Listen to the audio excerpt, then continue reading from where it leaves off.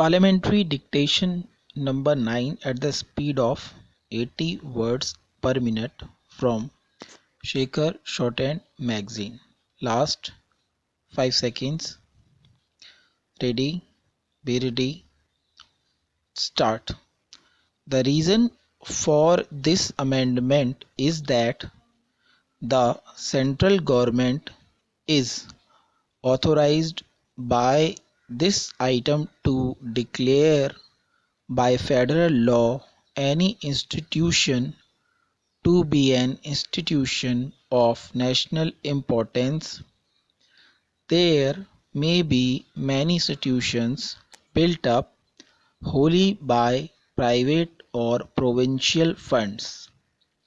It will not be fair for the central government to come down on one of them and say that it is going to be an institution of national importance. The consequence of that declaration may be that while that institution is serving the needs of a particular locality or a particular section of the population, it will become an all India institution available to the whole country. I realize there may be an advantage in such declaration with respect to certain institutions, but this power should be confined to those institutions which have been financed wholly or partly by the central government. It is only then that the central government will be entitled to declare the institution to be an institution of national importance. I beg to move the amendment, sir.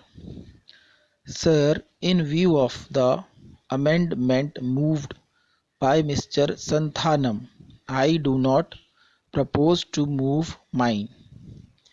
If I may be allowed to point out, this item 27 corresponds to item 11 in the Government of India Act 1935. There also it was provided that any such institution must be financed by the Federation.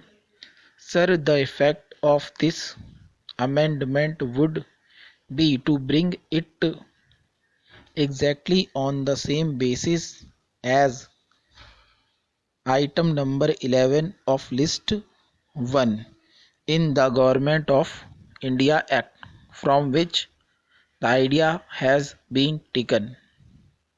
Some changes have been made here, but I should submit that the text as given in the Government of India Act is slightly better.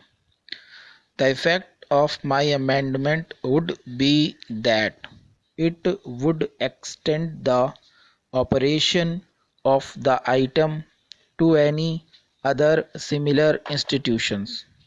The word similar is very important as it will give some idea as to the nature of the institutions which can be brought into operation of this item by the federal authority.